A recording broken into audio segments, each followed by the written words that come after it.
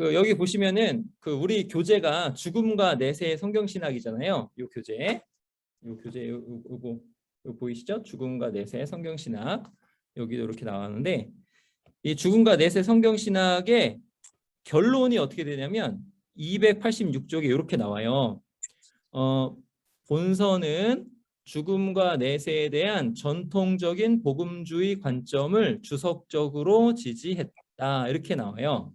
그러니까 이제 쉽게 풀어서 말씀드리면 전통적인 복음주의 관점이 뭐냐면 우리가 익히 들어서 아는 거예요. 성경은 죽음에 대해서 이렇게 가르치고 있다. 이렇게 우리가 익히 들어 아는 것을 주석적으로 지지했다. 이 말은 뭐냐면 성경 해석을 쭉 하면서 전통적인 복음주의 관점이 맞다.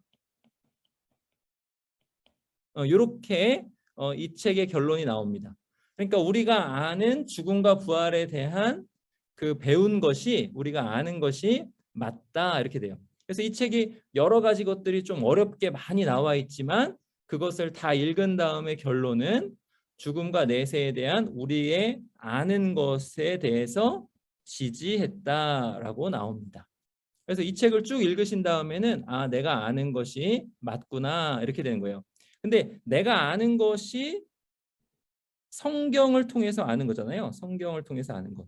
그러면 성경이 죽음과 내세에 대해서 성경이 무엇라고 말씀하시는가를 내가 쭉 정리해서 알아야 되겠죠.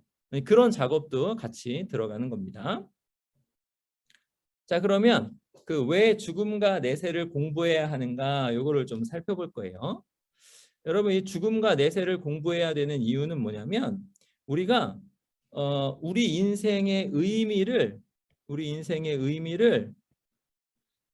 이 죽음과 내세의 조망으로, 죽음과 내세를 아는 관점으로 우리 인생의 의미를 파악하기 때문에 죽음과 내세를 알아야 돼요.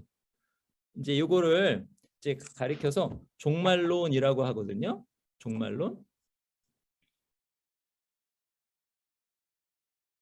종말론이라고 하는데 이 종말론이라는 거는 성경 전체를 이렇게 아우르는 어떤 뼈대 같은 거예요. 종말론은 뭐냐면 마지막에 이러한 일이 있을 거야 이렇게 돼요. 그리고 두 가지로 나뉘어요. 하나는 우리 개인의 종말론, 우리가 죽으면 어떻게 되는지. 두 번째는 온 역사의 종말론, 이 역사가 끝나면 어떻게 되는지.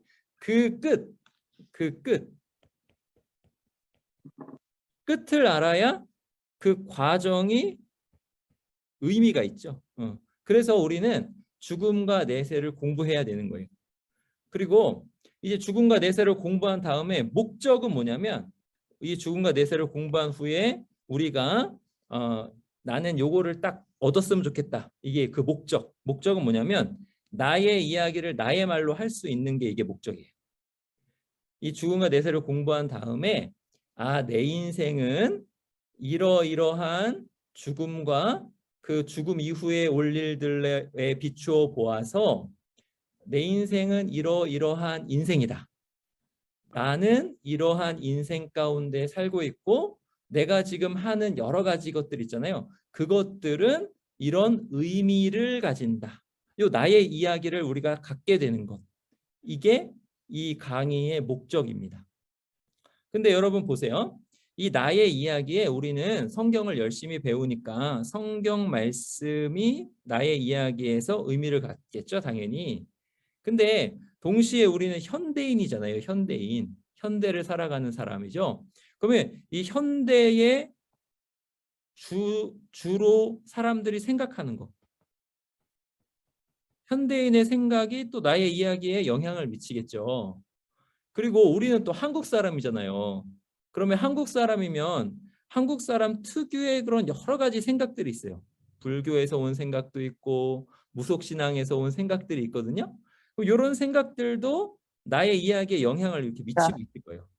알든 모르든. 그래서 이것을 우리가 쭉 보면서 이 나의 이야기를 이렇게 좀 구성해 나가는 거, 그게 우리의 목적입니다. 자, 그러면 나의 이야기를 구성하려면 이런 것들이 필요해요. 뭐냐면 여기는 어디인가, 지금은 언제인가, 무엇이 문제인가, 해결 방법은 무엇인가, 이런 것들을 통해서 그러면 나는 누구인가 요게 나오거든요. 그러니까 요 나의 이야기를 구성한 요소들을 하나하나 생각하고 가지고 있으면 요것을 통해서 나는 누구인가가 나와요. 근데 여러분 요 나의 이야기를 정말 그 종말 이 죽음과 내세에 비추어서 나의 이야기를 정말 잘 구성하고 있는 집단이 있어요. 그 집단, 그런 집단 이단들이 정말 그렇게 잘 구성하는데 그 집단이 있는데 그 집단 중에 아주 이걸 잘 구성하고 있는 집단이 신천지예요. 신천지. 그러니까 지금은 뭘 할 거냐면 그 신천지를 통해서 신천지가 이 이야기를 어떻게 구성하고 있는지를 좀 통해서 신천지는 거짓이잖아요. 그러면 진짜 나의 이야기는 어떠한 것인지를 한번 구성해 보려고 해요. 요거는 그 유튜브에 종말론 연구소라는 곳에서 제가 좀 발췌해서 가져온 거거든요. 아주 좋아서. 근데 그거는 제가 링크를 제가 그 영상을 다 만들고 밑에다 걸어 드릴게요. 그것도 한번 보세요. 자, 나의 이야기를 우리가 구성하려면은 이 구성을 하는 게 예가 없으면 참 어렵거든요. 근데 지금 제가 아주 잘못된 예를 하나 말씀드리면서 신천지의 예를 말씀드리면서 우리가 나의 이야기를 어떻게 구성해야 되는지 말씀드릴게요. 자, 신천지가 잠시만요. 음소거를 또 다른 분을 할게요.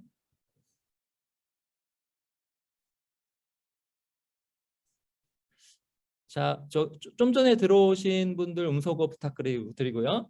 자, 그러면 신천지를 통해서 나의 이야기를 어떻게 그들이 구성하고 있는지를 보고 그럼 우리는 어떻게 이야기를 구성해야 될지를 한번 볼게요. 자, 여기 보시면 이게 신천지의 세계관입니다. 신천지의 세계관.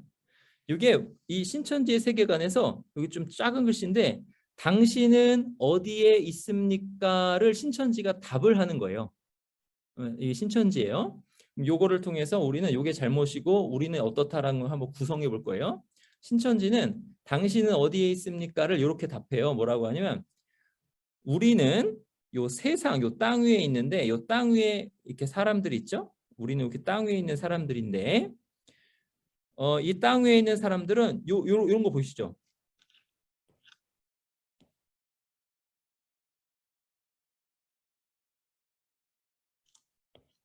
요런 거 보이시죠? 요런 거.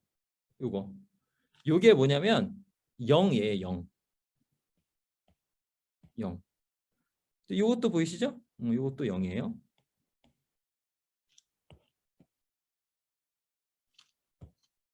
요것도 영이고 요것도 영인데 자, 요거는 하얗고 착하게 생겼죠? 요거는 선한 영이라고 그래요. 선한 영이고 요거는 뿔도 났고 좀 이상하게 생겼잖아요. 요건 악한 영.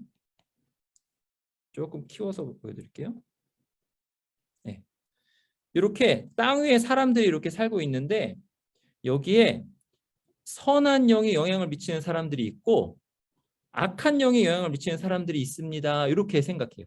그리고 어디에 살고 있습니까에 대한 답인데 이 선한 영과 악한 영이 서로 싸우고 있는 세상에 살고 있습니다. 이렇게 신천지는 대답을 해요.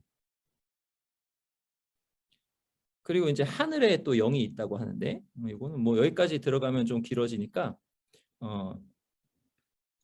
어디냐 어디에 살고 있습니까에 대한 답만 살펴볼게요. 어디에 살고 있습니까? 선한 영이 영향을 미치고 악한 영에 영향을 미치고 그리고 선한 영과 악한 영이 싸우고 있는 세상에 살고 있는데 사람들은 어떻다? 이 영의 영향을 받아서 살고 있다. 그러니까 이 영의 영향이라고 안 하고 이 사람들이 지배라는 말을 쓰더라고요. 지배를 받아서 살고 있다. 이렇게 이제 얘기를 해요. 그러면 그 다음 볼게요.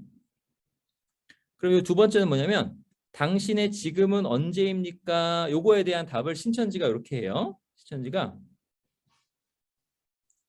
이 사람이 아담이에요. 아담. 근데 이 아담이 하나님으로부터 그 약속을 받았는데 그 약속을 어기게 돼서 아담이 픽 쓰러져서 사탄한테 넘어갔다. 이렇게 설명해요. 그 다음에 노아도 하나님께 쓰임받아서 세워졌는데 노아도 쓰러져서 사탄한테 넘어갔다. 그러니까 하나님께서 이 사람들을 다 쓰려고 하는데 이 사람들이 다 실패했다는 거예요. 노아, 뭐 솔로몬도 나중에 배교해서 서러서 사탄한테 넘어갔다. 이렇게 이게 점점 와서 예수님까지 이렇게 온 거예요. 그리고 예수님과 이게 지금 우리 교회 지금 우리 교회 예수님을 믿는 교회. 근데 이 교회가 지금 타락했다 이렇게 해요. 신천지는. 그리고 이 타락했고 이 사람이 여러분도 지금 생각하시다시피 여러분도 이 사람이 누구다 이렇게 닮은 사람 있잖아요. 이 사람이 이만희예요. 이만희에게 예수님의 영이 들어갔다 이래요.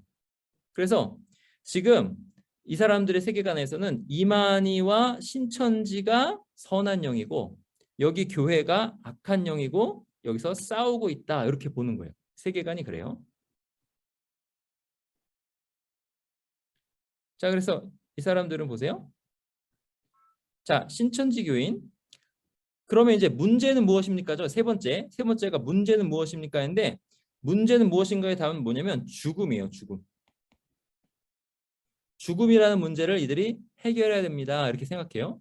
그러면은 이 사람들이 살고 있는 세계관은 어떠냐면 선한 영으로 지배받고 있는 신천지랑 악한 영으로 지배받고 있는 교회랑 이렇게 싸우고 있는데 여기는 죽음과 이렇게 사탄과 이렇게 동일시되는 거예요. 예수의 영이 이만희에게 들어가서 이만희가 죽음을 해결했다 이렇게 생각해요. 해결했다. 이게 신천지 사람들의 이야기 구성이에요. 그래가지고 이 해결책이 뭐냐면 사탄은 지옥 심판을 받고 신천지 반대자는 지옥 심판을 받아요. 그리고 죽음은 이만희처럼 영과 하나가 되어야 된다 이렇게 얘기해요.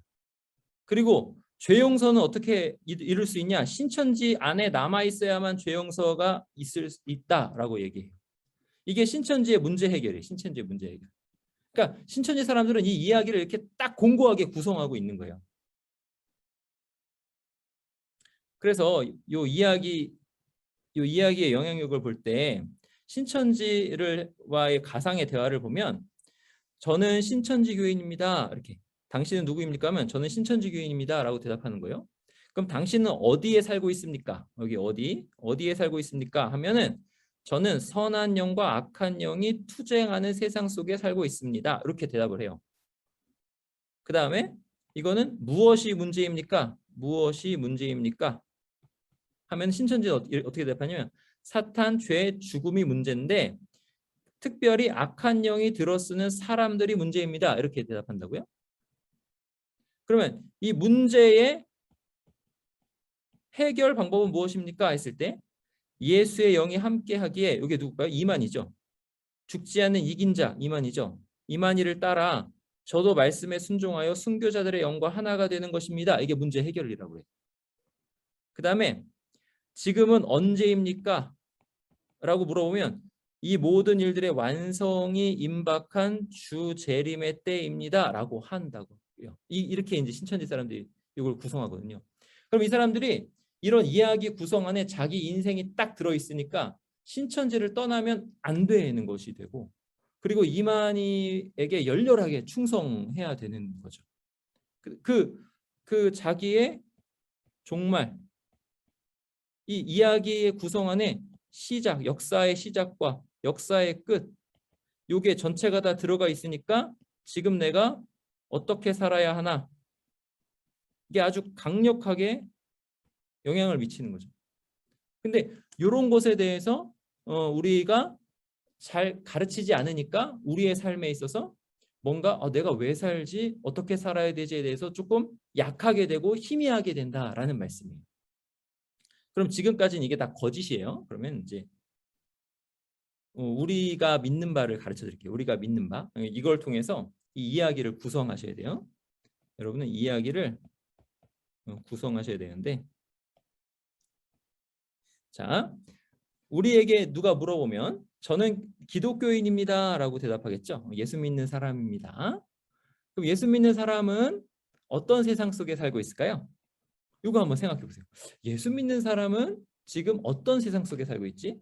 신천지는 선한 영과 악한 영이 각각 사람을 지배하고 이 둘 사이에 투쟁하는 그런 세상 속에 살고 있다고 하는데 이게 진짜 맞나?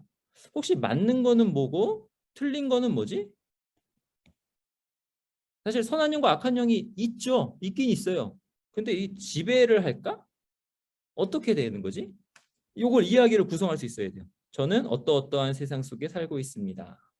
그 다음에 무엇이 문제입니까 하면 뭐뭐뭐가 문제입니다. 이걸 구성할 수 있어요. 생각을 하시죠. 아, 뭐가 문제지?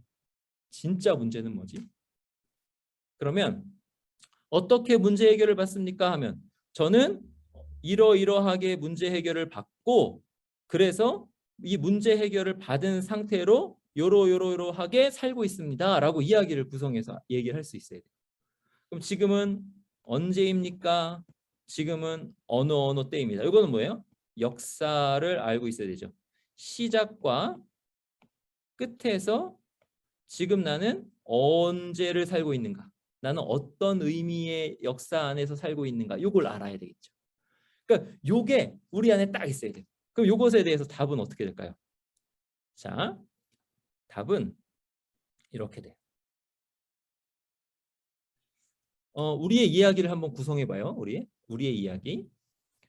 신천지는 선한 영과 악한 영에 투쟁하는데 선한 영의 지배를 받고 악한 영의 지배를 받고 이렇게 싸우는 그런 세상 속에 살고 있다라고 하잖아요. 근데 우리는 어떤 세상 속에 사냐면 모든 것이 합력하여 선을 이루는 세상 속에 살고 있습니다. 이렇게 이제 얘기할 수 있어요. 그러니까 하나님께서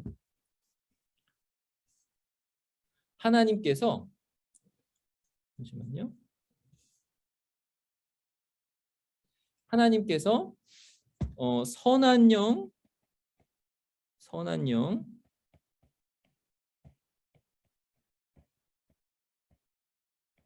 악한 영을 하나님께서 어떻게 해요? 다 주관하시잖아요. 그리고 이 선한 영이랑 악한 영이 우리에게 어떤 영향을 미치긴 하는데 우리를 지배할 수는 있어요, 없어요? 지배할 수는 없어요. 이제 신천지 사람들의 특징 아주 잘못된 게 뭐냐면 영이 이렇게 들어오면 그 영이 나를 그냥 지배를 한다고 생각하는 거예요. 근데 사람은 영적 존재입니다. 이게 되게 중요해요. 사람은 영적 존재예요. 그러면 사람에게 영이 없는 게 아니라 영이 있다고요. 그 말은 뭐냐면 사람도 이 영에게 영향을 미치는 거예요. 그러니까 이 영이 나에게 영향을 미치는 건 그런 영향만 있는 게 아니라 사람의 영도 이들에게 영향을 미치는 거예요. 얘가 뭐예요? 기도가 있잖아요. 기도를 하면 하나님께서 들으시고 역사하시는데 그 역사 안에서 이런 영적인 지도가 바뀌어 버린다고. 그러니까 이런 것들이 되게 중요해요. 예수 그리스도를 대적하여 높아진 모든 것들을 무릎을 꿇린다고요. 기도로 파하고. 그러니까 우리가 지배만 받는 게 아니거든요.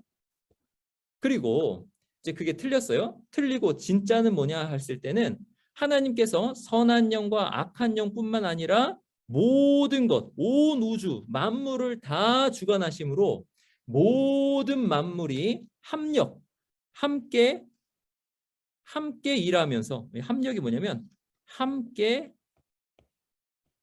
일을 하는 거예요. 함께 일을 해서 뭘 이뤄요? 선을 이룬다.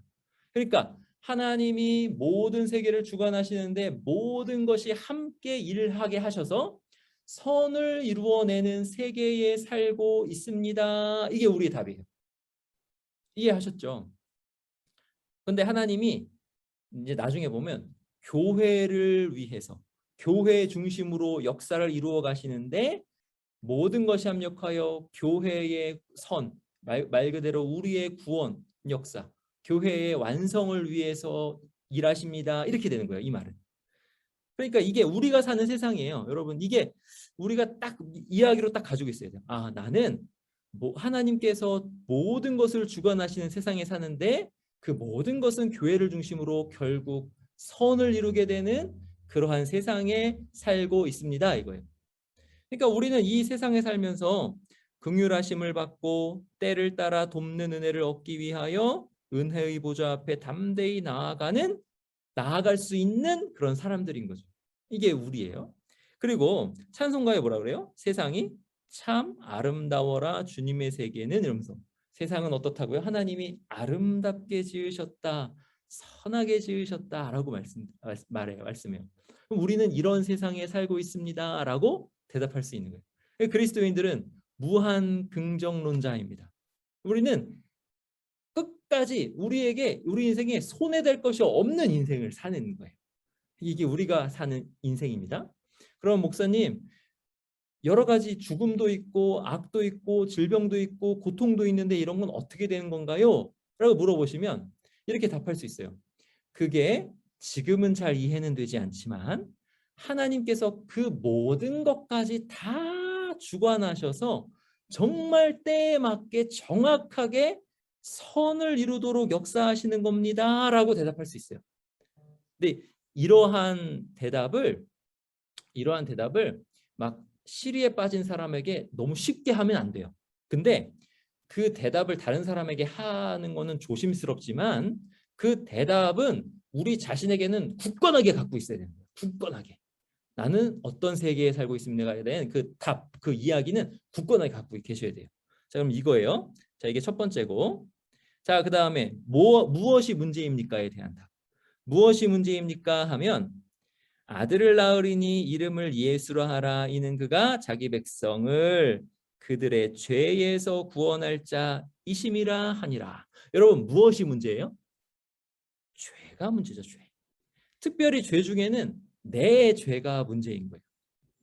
아까 신천지 세계관에서는, 신천지 이야기에서는 아담이 죄를 짓고 이렇게 넘어갔잖아요, 사탄한테.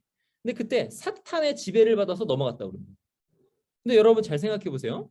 아담이 죄를 지을 때 아담이 지은 거예요? 사탄이 지은 거예요? 사탄이 지은 게 아니라 아담이 지은 거죠. 그들의 죄예요. 이게 영적 피조물이라는 것이 죄에 대한 책임이 있다라고 하면서 이것이 영적 피조물인 거예요. 그러니까 죄에 대한 책임을 진다라는 것은 동시에 자유를 가진다라는 뜻과도 같아요. 근데 하여튼 그들의 죄가, 여기서는 아담의 죄로부터 시작해서 우리 각자의 모든 사람이 가지고 있는 죄가 문제다라는 거죠. 그러면 그 문제 해결은 어떻게 돼요? 이제 문제 해결은 예수, 구원자, 특별히 뭐로부터? 가장 큰 문제, 죄로부터 자기 백성을 구원할 구원자 예수 그리스도를 통해서 문제가 해결된 거죠. 이게 이야기의 두 번째예요. 자, 그러면 그 문제 해결이 어떻게 됐어요? 문제 해결이? 그러므로 이제 그리스도 예수 안에 있는 자에게는 결코 정죄함이 없나니, 이렇게 됐어요. 이게 문제 해결의 아주 핵심이에요. 죄가 지금도 우리 가운데 영향을 미치고 있고 우리 안에 불쑥불쑥 이렇게 올라오는 죄 때문에 가끔 당황하고 하나님 앞에 회개하면서 나아가지만, 이게 아주 큰, 이게 우리 붙잡아야 될 우리의 믿음인데 뭐냐면 정죄함이 있어요, 없어요? 없어요. 그러니까 예수 그리스도 안에서 예수 그리스도를 믿는 자, 교회 안에 있는 자는 앞으로 지을 모든 죄까지도 다 정죄함이 없다, 이 말이에요. 그러면 죄에서 완전히 해방되었다, 이거예요. 완전히 해방되었다. 그 완전히 해방된 그리스도인들은 어떤 세상에 사느냐? 그리스도 예수 안에 있는 생명의 성령의 법 안에 살지, 죄와 사망의 법 안에 살지 않는다. 이게 우리의 문제 해결이에요. 그러면 여러분, 우리가 이제 보세요. 제가 전에도 한번 그 설교를 한 적이 있고 한데, 이렇게 성경 공부를 하는 거 선한 거잖아요. 근데 성경 공부를 하면서도 죄가 계속 나와요. 뭐냐면 하나님을 의지하면서 믿음으로 하지만 한편으로는 인간적인 욕심이 계속 올라온다고요. 뭐 설교를 할 때도 마찬가지고 기도를 할 때도 마찬가지예요. 그 선한 것을 하면서 하나님께 온전한 영광을 돌리지 않고 자신에게 영광을 돌리면서 자기를 높이면서 이런 게 계속 올라온다고요. 그럼 지금도 어떤 면에서는 계속 죄를 짓고 있는 거예요. 근데 이 죄를 계속 짓고 있는 이 모든 것을 하면서 그러면 나는 성경 공부를 어떻게 인도해? 그럼 나는 설교를 어떻게 해? 그럼 나는 기도를 어떻게 해? 항상 자기 의식이 있고 하나님을 대적하는 게 계속 올라오는데 어떻게 해? 이럴 필요가 있어요, 없어요? 그럴 필요가 없다. 해도 된다. 왜요? 그 죄를 예수 그리스도를 믿는 믿음 안에서 정죄함이 없게 다 해결해 주시는 거예요. 그러면 하나님께 영광을 마음껏 돌리는데 무슨 그 걱정은 안 해도 돼요? 죄에 대한 걱정은 안 해도 돼요. 이게 주님께서 우리에게 주신 문제 해결이에요. 누구 안에서? 오직 그리스도 예수 안에서. 이거예요. 그리스도 예수 안에서. 여러분이 이 이야기를 우리 가운데 가지고 있어야 돼요. 그러면 죄에서 해방되니까 이 죄의 책임에서도 해방되죠. 죄의 책임은 뭐예요? 죽음이죠. 이 죽음에서도 해방되는 거예요. 우리가 죽는데 우리의 죽음은 그냥 과정으로서의 생명으로 들어가는 다른 막으로 들어가는 과정으로서의 죽음인 거예요. 이거를 잘 아시기 바랍니다. 이게 문제의 해결이에요. 이게 이제 두 번째인가? 문제의 해결입니다. 자, 그다음에 그 죄 문제가 해결이 됐어요. 이제 완벽하게 해결이 됐어요. 그럼 완벽하게 해결된 이 죄 문제, 그 안에서 우리는 생명의 성령의 법 안에 믿음으로 마음껏 하나님께 영광을 돌리는 인생을 사는 거예요. 근데 그러면서 우리가 죽음의 문제가 어떻게 해결되었는가? 우리 주 예수 그리스도의 아버지 하나님을 찬송하리로다. 그의 많으신 궁율대로 예수 그리스도를 죽은 자 가운데서 부활하게 하심으로, 죽은 자 가운데서 부활하게 하심으로 말미암아 우리를 거듭나게 하사. 요 거듭남, 우리는 이미 한 번 더 살아난 거예요. 그러니까 죽었다가 살아난 거예요. 이게 거듭남이에요. 죽었다가 살아난 거예요. 예수 그리스도를 모를 때 죽어 있었는데 이게 예수 그리스도를 부활하게 하심으로, 그것을 믿게 하심으로 인해서 우리가 거듭난 거예요. 살아난 거예요. 그래서 우리가 산 소망을 가지고 살 수 있게 되었습니다. 산 소망, 부활 소망, 예수 그리스도와 함께 있을 소망, 이것을 우리가 갖고 살 수 있게 되었습니다. 이렇게 우리가 고백할 수 있습니다. 자, 그러면 지금은 언제입니까? 지금은 언제입니까를 답하죠. 지금은 언제입니까 하면 지금은 마지막 때입니다. 이렇게 답을 할 수 있어요. 마지막 때. 우리 말세라고 그러죠. 말세. 지금은 말세입니다. 지금은 종말입니다. 이렇게 말씀드릴 수 있어요. 근데 신천지가 말하는 것과 같은 그런 종말은 아니에요. 지금 우리가 얘기하는 그 종말은 뭐냐면 예수님께서, 조금 줄여서 필기를 할게요. 예수님께서 초림하시죠. 초림 때부터 종말이에요. 구약 성경에 마지막 때에 메시아가 올 거라고 했는데 이 예언 성취가 요 초림의 때 한 번 예언이 성취됐어요. 근데 요 때가 언제냐면 요 때를 구약 성경에 의하면 요 때가 종말이에요. 그다음에 이 종말이 요걸로 딱 끝나는 게 아니었어요. 이 종말이 예수님의 언제까지 이어지냐면 재림의 때까지 이어져요. 그러니까 초림 때부터 재림 때까지가 종말이에요. 그럼 우리는 지금 종말을 살고 있습니다. 말세를 살고 있습니다 할 때 이 말세는 뭐 말세 지 말이라 해서 뭐 말세 끝이다 막 이렇게 막 얘기하는데, 물론 이게 지금 2000년이 지금 넘어가고 있잖아요. 그러니까 점점 끝을 향해서 가고 있는 의미에서는 끝이긴 한데 그것을 그렇게 강조하지 않아도 돼요. 왜냐하면 이때부터 종말이었어요. 초림 때부터 재림 때까지. 여기 보세요. 지금 사도 요한이 요한 일서를 쓸 때 그때부터 지금은 뭐래요? 마지막 때라. 그때부터 종말이에요. 적그리스도가 오리라는 말을 너희가 들은 것과 같이 지금도 많은 적그리스도가 일어났으니 그러므로 우리가 마지막 때인 줄 아노라. 지금은 종말인 줄 아노라 라고. 그러니까 2000년 전부터 지금까지가 종말입니다. 자, 그러면 자, 신천지는 아까 선한 영의 자기들이 지배를 받으면서 악한 영의 지배를 받고 있는 그 기존 교회, 부패한 한국 교회라고 그래요. 그래서 막 싸우면서 자기들이 막 이렇게 다투면서 자기들이 어떤 의미를 찾아가면서 거기 있는 사람들을 막 빼내오는 게 그들의 그 목적이거든요. 그럼 우리의 삶의 목적은 뭐예요? 우리의 삶의 목적. 그것을 통해서 나는 누구입니까 해서 우리의 삶의 목적은 뭐냐면, 이게 지금 요한계시록 6장에 나오는데 각각 그들은 누구냐면 예수 그리스도를 끝까지 따르다가 죽임당한 사람들이 그들이에요. 목배임을 당한 사람들 뭐 이렇게 나오기도 하는데, 각각 그들에게 죽은 사람들이에요. 흰 두루마기를 주시며 이르시되, 이제 이 그들이 예수님께 무엇을 구했어요? 예수님께 어떤 청원을 드렸어요. 이 청원은 뭐냐면 우리의 피를 갚아주지 아니하시기를 언제까지 하시렵니까? 라고 예수님께 구했더니, 우리는 이제 죽어서도 예수님께 구할 수 있어요. 그러니까 지금 기도해서 예수님께 구하는 것과 동시에 죽어서도 예수님께 구할 수 있는데, 그 죽은 자들이 예수님께 어떤 청원을 드렸어요. 우리의 피를 갚아주옵소서, 우리를 신원하여 주옵소서, 이렇게 청원을 드렸어요. 그런데 그들에게 흰 두루마기를 주시며 이르시되 아직 잠시 동안 쉬되, 잠시 동안이에요. 예수님이 속히 오시리라 그러셨죠. 잠시 동안 쉬되 그들의 동무 종들과 형제들도 자기처럼 죽임을 당하여 그 수가 차기까지 하라. 이게 중요한 거예요. 그 수가 차기까지 하라. 자, 아까 우리는 어떤 세상에 살고 있습니까? 라고 했을 때, 우리는 어떤 세상에 살고 있습니까? 라고 했을 때, 하나님께서 교회를 중심으로 모든 만물을 다 사용하셔서 모든 만물이 함께 일해서 선을 이루는 세상에 살고 있습니다 라고 했을 때, 그 선, 그 궁극적인 선이 무엇이냐면 교회의 완성이에요. 자, 교회가 충만한 수가 다 되어야 될 텐데 그 충만한 수가 다 차기까지 우리는 지금 기다리는 거예요.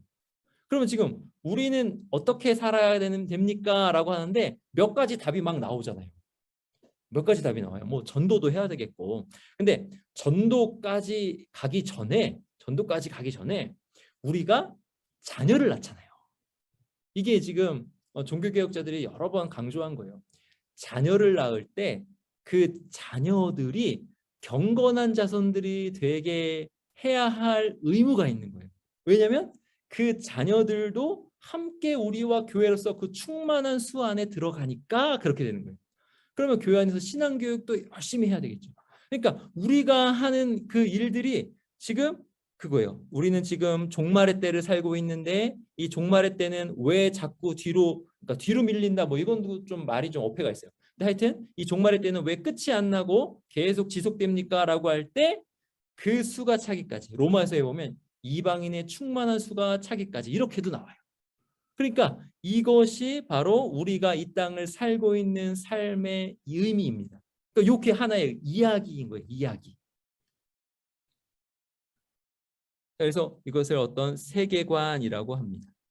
그리고 우리는 이 이야기를 딱 가지고 있어요. 여러분, 제가 이렇게 짧게 설명을 드렸는데, 신천지와 비교해서 짧게 설명을 드렸는데, 그 신천지를 설명한 동영상, 10분짜리 동영상을 이제 링크를 드릴 테니까 그것을 보시고 그 사람들이 무엇을 잘못 생각하고 있는지, 어떤 이야기 가운데 살고 있는지를 생각하시고, 그러면 나는 그것과 대비돼서 어떤 진리의 이야기 가운데 살고 있는가를 잘 자리매김하셔가지고 내가 지금 있는 이 위치가, 내가 지금 살고 있는 이 삶이 어떤 의미가 있는지를 아셔야 돼요. 목과 다 연결돼서 죽음과 다 연결시켜서 그것이 무엇인지를 아셔야 합니다. 자, 그러면 이제 이 책으로 넘어가 볼게요. 이 책으로 1장 사후 무엇인가, 이게 죽음이 무언가라는 뜻이에요. 이 사후에 관한 다양한 이야기들. 여러분, 지금 이 죽음에 대해서 이야기를 가지고 있지 않은 사람은 없습니다. 왜냐하면 사람은 다 죽잖아요. 그러니까 죽음의 이후에 대해서 각자 다 나름대로 믿는 게 있어요.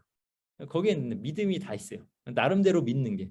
예수님을 믿는 사람, 뭐 예수님을 믿는다 해서 우리의 믿음은 예수님을 믿는 거지만, 다른 사람들마다 다 믿음이 있는데, 나는 뭐 무신론자야 하더라도 그 사람에게는 믿음이 있어요. 근데 무슨 믿음이 있냐면 죽으면 이렇게 될 거야라는 어떤 그림, 어떤 이야기에 대한 믿음이 다 있어요. 그게 이제 오늘 책에 나옵니다.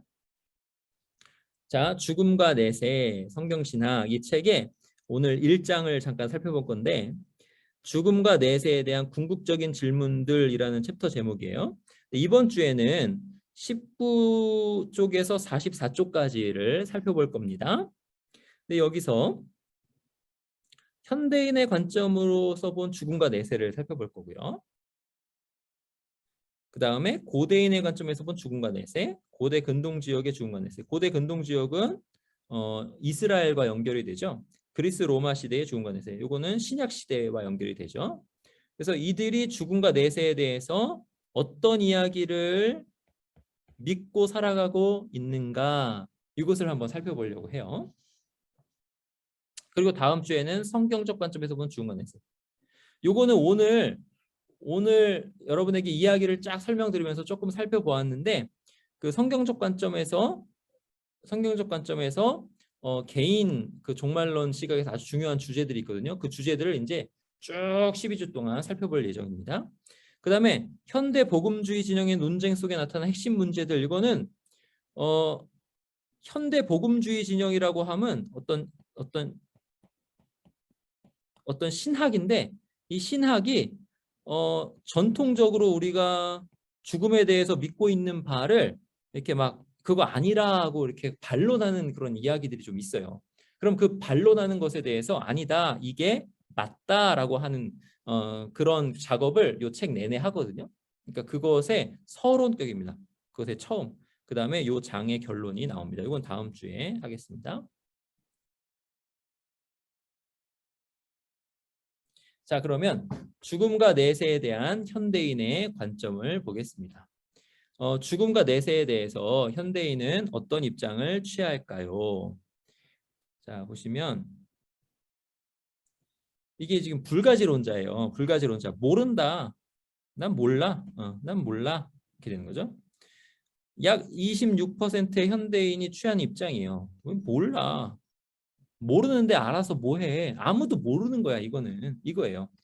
그리고 임사체험을 비판합니다. 임사체험은 뭐냐면 이게 이제 사람이 죽은 그 체험을 한 사람들 있잖아요. 그래서 뭐 죽었다가 살아났다느니, 뭐 심장이 멈췄다가 다시 이렇게 깨어났다느니 막 그런 게 있잖아요. 그래서 죽음 이후에 뭐 이런 세계가 있다라고 막 얘기하는 사람들.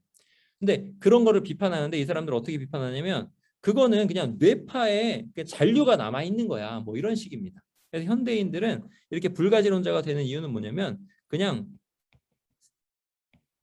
물질이 전부다, 이렇게 생각하는 사람들이에요. 이게 좀 회의론자라고도 맞닿습니다. 자, 이 회의론자는 어떻게 생각하냐면요. 그냥 죽음은 그냥 끝이야. 내세는 없어. 이렇게 사는 거죠. 죽으면 끝이야. 내세는 없어. 이렇게 살아요. 그러면 요 두 부류는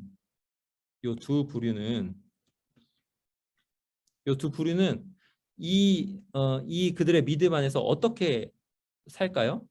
너무 힘들고 막 죽겠는 그런 삶에 처해 있으면 목숨을 스스로 끊을 수 있겠죠. 왜요? 끝이라고 생각하니까. 그러니까 그들의 끝에 대해서 믿는 바가 현재를 결정해 버려요. 그리고 이들은 물질이 전부니까 지금 이 세상에서 잘 먹고 잘 사는 것이 최고의 가치, 그것으로 여기고 살겠죠. 잘 먹고 잘 사는 것이 최고의 가치라고 생각하며 살겠죠. 돈이 많아야 되고 또는 삶의 질이 좋아야 되고 이런 것을 최고의 가치로 여기면서 살 거예요. 왜요? 모르고 이거 끝이니까.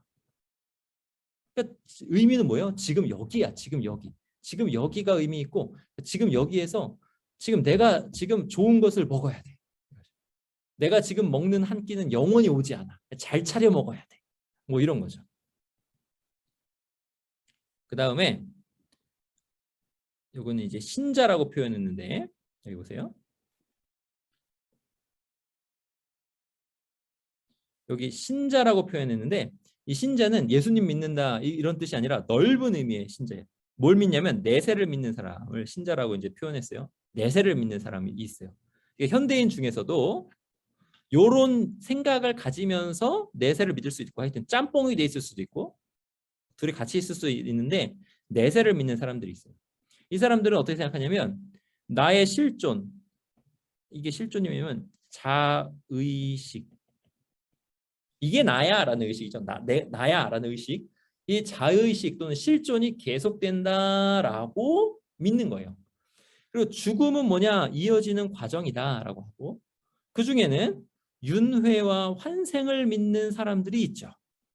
죽으면 다른 존재로 다시 태어나는 거야라고. 그래서 이 땅에 살면서 선을 많이 쌓으면 좀 더 나은 존재로 다시 태어나는 거야.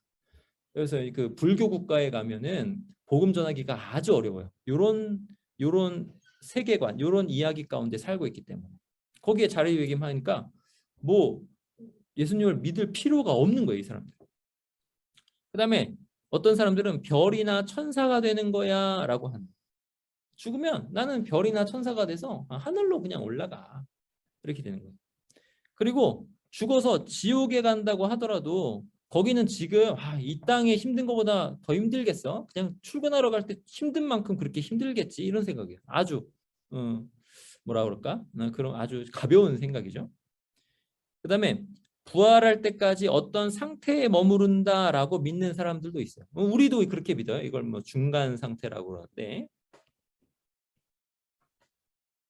우리만이 아니라 이거는 이슬람도 이렇게 믿어요. 이슬람도. 그래서 이슬람이 이렇게 믿어서 주와 부활할 때까지 어떤 상태에 머무른다라고 믿으니까, 근데 이게 어떤 상태냐면 지하드라는 어떤 성전, 그 성전, 이게 성전이 뭐냐면 거룩한 전쟁이라는 뜻이에요. 거룩한 전쟁에서 내가 죽으면 그건 순교예요. 그럼 그렇게 순교를 하잖아요. 그러면 이 어떤 상태에 머무냐면 극도로 쾌락 가운데 즐길 수 있는 상태에 머문다라고 이들이 믿어요. 그러니까 이 믿음, 이들의 그 세계관과 이야기를 믿는 그 안에서는 이들이 어떻게 살까요? 폭탄을 이렇게 안고 어디에 뛰어들어서 자기를 희생할 수 있는 거죠. 이게 강력한 거예요. 그 이야기라는 게 굉장히 강력한 거예요. 여러분, 이 현대인의 이야기 중에 우리는 어디에 속할까 한번 점검해 보세요. 혹시 우리는 이 불가지론 쪽에 조금 가깝지 않을까라는 생각. 그 다음에 죽으면 끝이라고 생각하고 죽으면 한없이 슬픈 거라고만 생각하는, 이게 이제 현대인의 생각이니까 그게 우리에게 영향을 미쳤을 거라고요. 그런 생각 가운데 있진 않을까. 뭐 그런 거죠. 그 다음에 우리는 지옥을 별로 그렇게 생각하지 않고 그냥 가볍게 생각하는 현대인의 생각 가운데 있질 않을까. 천국을 또 가볍게 생각하는 그런 생각 가운데 있지 않을까. 이 생각을 잘 하셔야 돼요. 이게 현대인의 관점. 자, 현대인의 관점에서 좀 중요한 거가 있어요. 이제 요 책인데, 요 책에서 제가 좀 발췌해 왔어요. 교재는 아니고 요 책에서 제가 좀 발췌해 왔는데, 아무도 가르쳐주지 않은 괜찮은 죽음에 대하여. 근데 이 현대인의 특징이 뭐냐면 죽음을 멀리 밀어냈다라는 특징이 있어요. 이거 한번 살펴보실게요. 죽음을 멀리 밀어냈는데 이제 이 저자가 이렇게 썼어요. 나의 5대조 할아버지는 누구누구다. 뭐 할아버지 할머니 이름을 썼어요. 두 분이 1860년에 결혼해 스라에 4자녀를 두었는데, 넷이죠, 넷. 이 중 2명이 2살이 채 되기 전에 사망했다. 넷 중에 2명이 사망했어요. 그래서 새 출발을 위해서 뉴욕으로 가요. 거기서 사사나를 낳았어요. 그럼 이게 5이 됐는데 이제 셋이 죽은 거죠. 그 후 남편 존이 결핵으로 죽어가는 모습을 지켜봐야 했습니다. 남편이 또 죽었어요. 그럼 36살에 남편을 잃은 필리파는 브리스톨 향 배를 탔어요. 5대조 할머니겠죠. 할머니가 브리스톨행 배를 탔어요. 그곳에서 딸 엘리엇이 22세 결핵으로 사망했다. 그러니까 둘 남았는데 한 명도 또 죽은 거예요. 그것도 22세 꽃다운 나이에 또 죽었습니다. 5자녀 중 필립만이 유일하게 그녀 옆에 남아 있었다. 그러니까 딸 하나가 남아 있는 거예요. 그 필립의 자녀들 중 가장 아꼈던 딸 메리는, 그러니까 이 필리파의 손녀가 되겠죠. 손녀 딸 메리는 1869년 학교 기숙사에서 기숙사에 장티푸스가 퍼지면서 13세의 나이로 세상을 떠났다. 손녀까지도 죽는 것을 보는 거죠. 그러니까 요게 한 100년 전, 200년 전의 일이에요.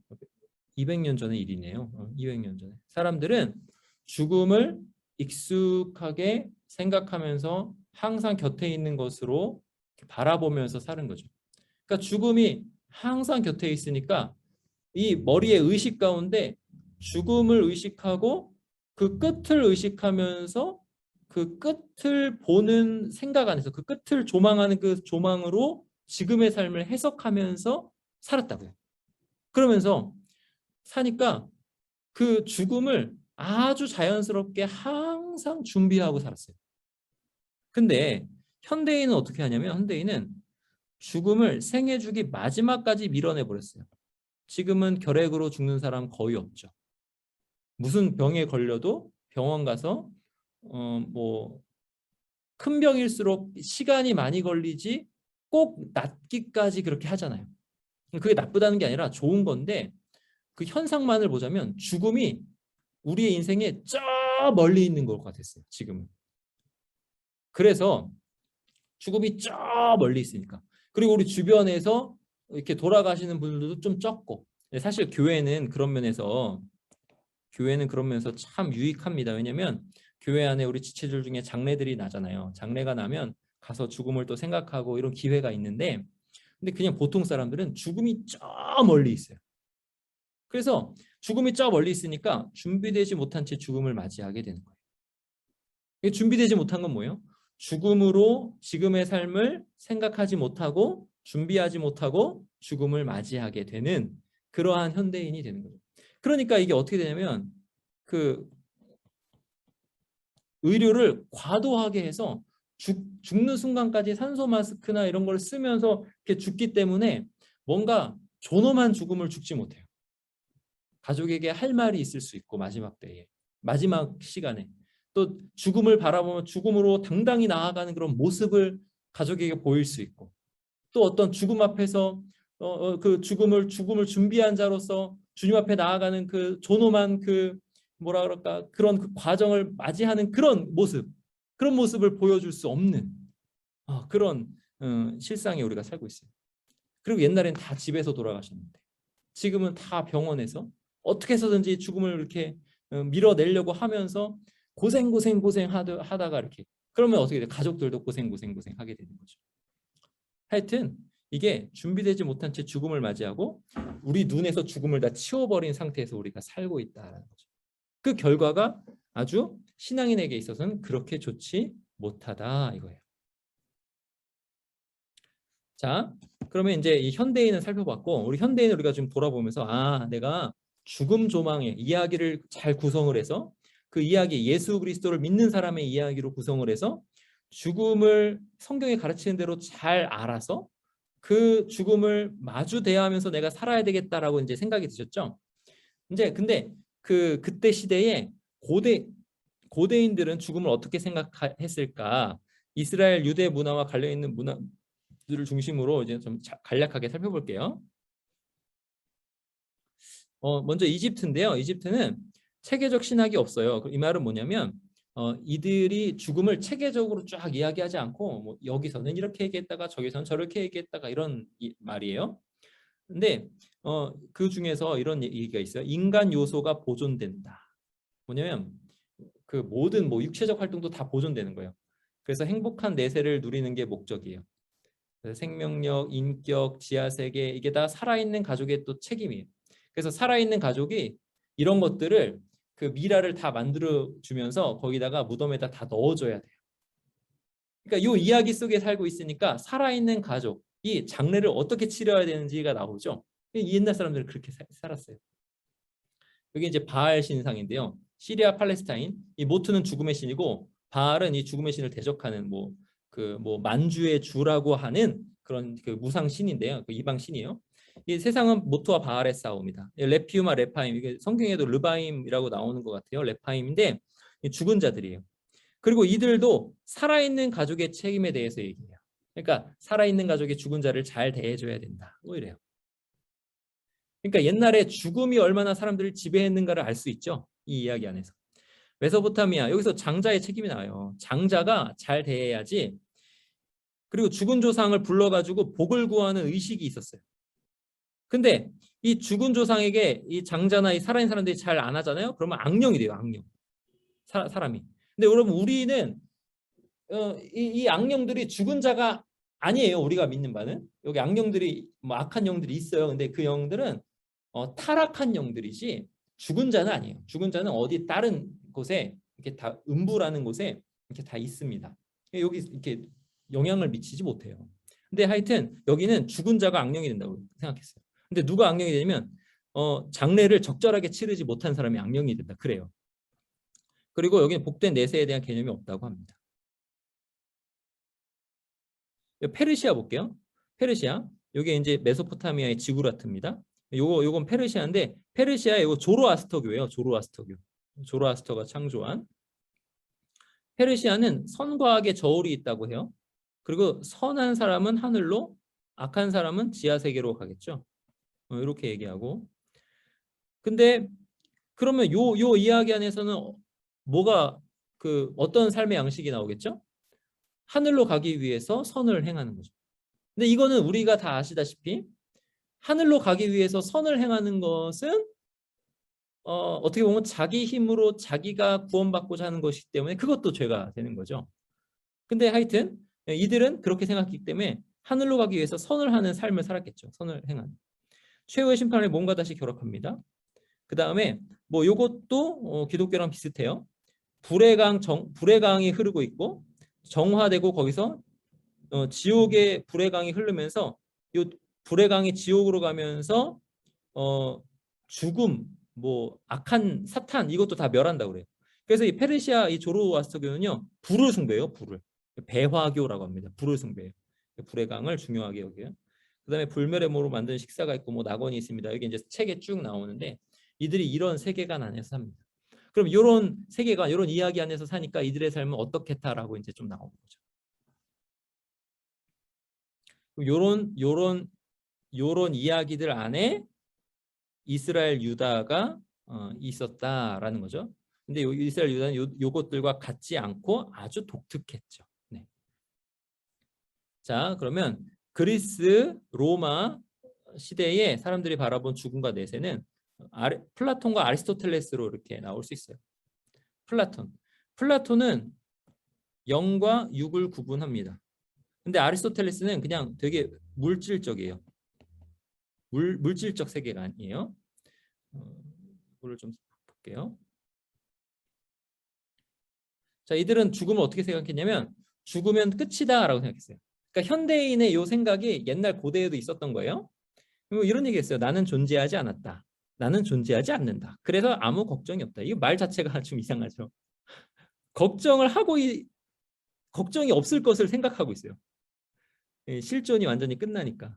근데 아무 걱정이 없다라고 얘기하는 것 자체가 내 실존 자의식이 있잖아요. 좀 모순이 되긴 하지만 에피쿠로스 학파는 이렇게 믿었어요. 죽음을. 끝이다. 죽음은. 이렇게 믿었어요. 그 다음에 이들 안에서 별의 불멸성 또는 신격화로 나아가는 통로가 죽음이다. 죽으면 별처럼 불멸성을 가지게 되고 신격화된다. 이렇게 하는 그 믿음이 있었어요. 이들 안에. 이런 사람들도 있어요. 별은 신이나 신적 존재와 연결된다라는 믿음이에요. 이것도 나중에 제가 살펴볼게요. 요 별, 그 다음에 우주, 그 다음에 우리 죽음, 그 다음에 내세. 이게 어떤 연결이 있는지 우리가 우리의 이야기 속에 이걸 어떻게 자리매김해야 되는지 다음 시간에 점점 이렇게 나아가면서 말씀드릴게요.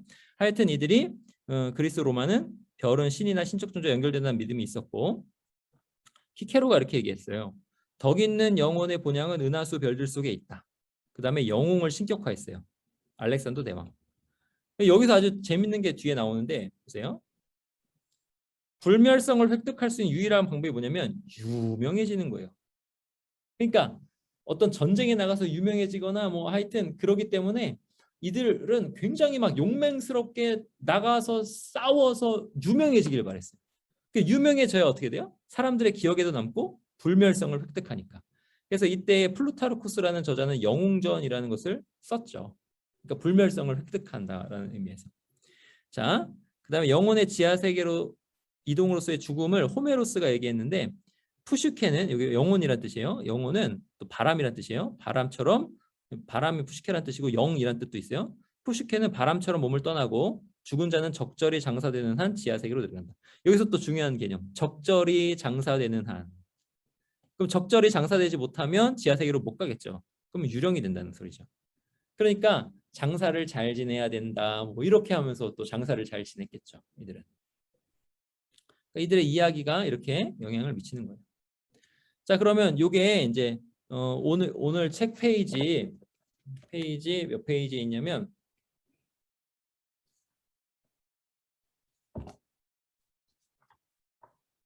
44쪽에 있는 거예요. 44쪽을 제가 요게 44쪽에 있는 건데 성경에 나타난 개인 종말론, 개인 죽음과 내세, 사람의 죽음 후에는 어떤 일들이 있을까를 요약한 거예요.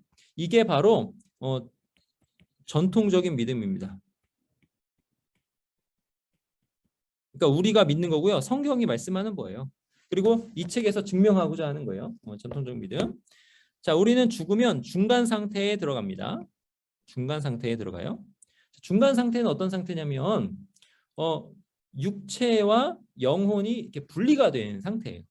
그러니까 온전한 사람은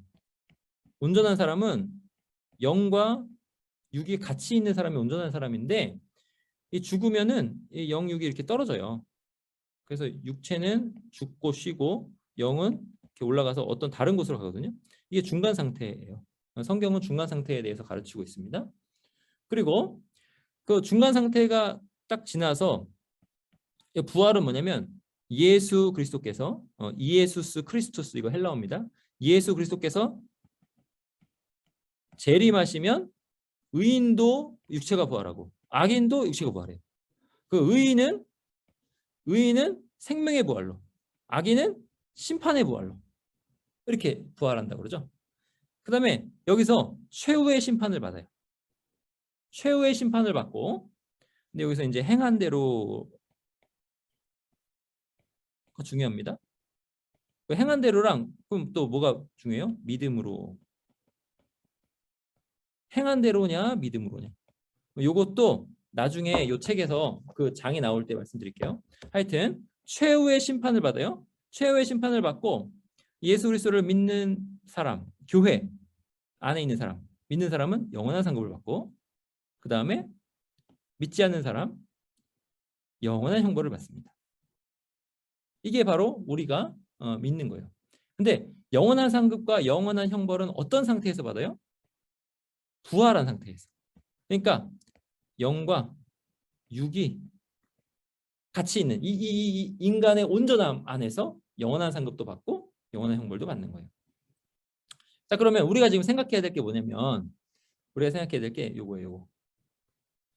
이 각각에서 우리 각자의 모습은 또는 행동은 다 똑같을까? 아니면 다 다를까? 이게 되게 중요해요. 다 똑같을까? 다 다를까?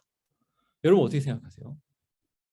저랑 여기 우리 권사님들 우리 집사님들 계시는데 어떤 집사님이랑 중간 상태가 돼서 아까 이제 중간 상태에서 하나님께 뭔가를 구할 수 있다 그랬잖아요.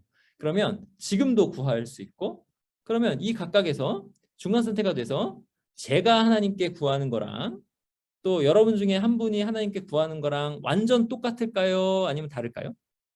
다르죠. 달라요. 그다음에 육체를 부활해서 제가 육체를 입을 때 제 육체와 또 다른 분의 육체가 또 다르겠죠. 다 다르겠죠. 이 심판의 내용은 또 어떨까요? 심판의 내용도 다 다르겠죠. 영원한 상급이라고 했는데 영원한 상급에서 하나님이 어떻게 상을 줄지 그 상도 다 다르겠죠. 영원한 복락 안에서 하나님을 누린다는 측면에서는 같지만 각각에게 다 상급이 다르겠죠. 그러면 이게 참 중요해요. 우리 권사님들, 집사님들이 이거를 각각 이야기로 가지고 있어야 돼요. 나는 죽으면 이제 하나님께 뭘 구할 건가? 사실 지금부터 기도하는 것을 기도하실 텐데 지금 뭘 위해 기도하고 있으신가? 그리고 심판을 받을 때 어떠한 칭찬을 받을까? 나는. 그리고 그 칭찬을 받고 주님이 나에게 어떤 상을 주실까? 주님이 나에게 줄로 재어준 구역은 얼마나 아름다울까? 그러면 그것 안에서, 그 상급 안에서 나는 그 상급 안에서 어떻게 연결돼 가지고 지금 이 인생을 살고 있을까? 이런 각자의 이야기, 각자의 삶, 요 안에서 다 조망해야 되는 거죠. 요거를 가지고 계셔야 돼요. 아까 죽음에 대한 어떤 이야기가 사람에게 생명을 아주 강력하게 미치잖아요. 장례를 제대로 치르지 않으면 이 사람이 악령이 돼가지고 와서 괴롭힌다 그러면 그 이야기를 믿는 사람은 장례를 제대로 치를 수밖에 없죠.